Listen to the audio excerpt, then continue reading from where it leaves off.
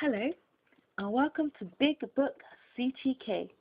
My name is Tosi, and I'm reading from A Tale of Two Cities by Charles Dickens, a story of the French Revolution.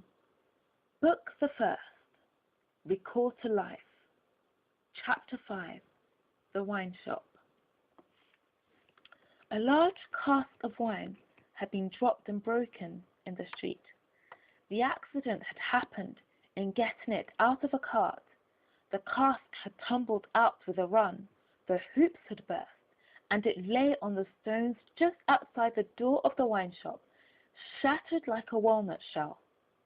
All the people within reach had suspended their business or their idleness to run to the spot and drink the wine. The rough, irregular stones of the street, pointing every way and designed, one might have thought, expressly to lame all living creatures that approached them, had dammed it into little pools. These were surrounded, each by its own jostling group or crowd, according to its size. Some men kneeled down, made scoops of their two hands joined and sipped, or tried to help women who bent over their shoulders to sip, before the wine had all run out between their fingers. Others, men and women, dipped in the puddles with little mugs of mutilated earthenware, or even with handkerchiefs from women's heads, which were squeezed dry into infants' mouths. Others made small mud embankments to stem the wine as it ran. Others, directed by lookers-on up at high windows, darted here and there to cut off little streams of wine that started away in new directions. Others devoted themselves to the sodden and lee-dyed pieces of the cask, licking and even champing the moister, wine-rotted fragments with eager relish. There was no drainage to carry off the wine, and not only did it all get taken up, but so much mud got taken up along with it that there might have been a scavenger in the street if anybody acquainted with it could have believed in such a miraculous presence.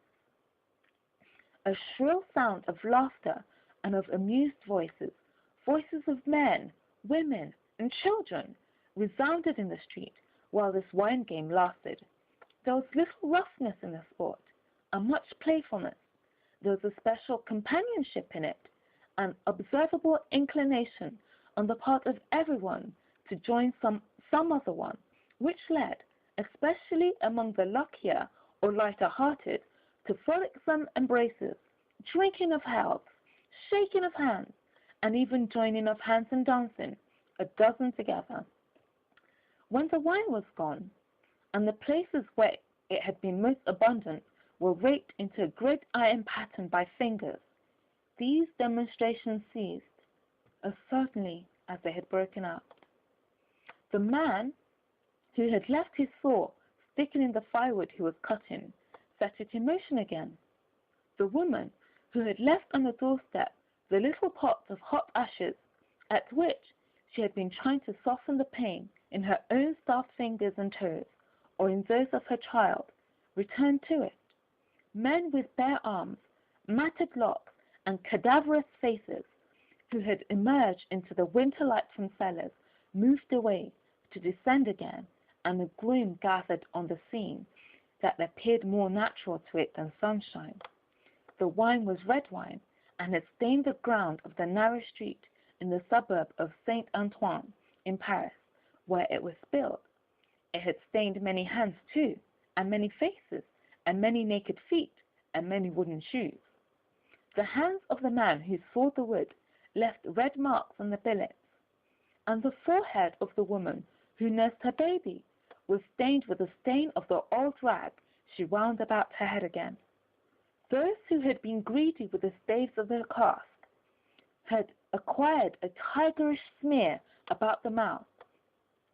One tall joker so besmirched, his head more out of a long, squalid bag of a nightcap than in it, scrawled upon a wall with his fingers dipped in muddy wine lees, blood.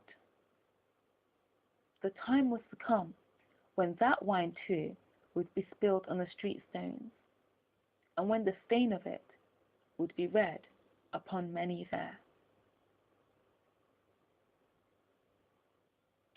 Thank you for watching.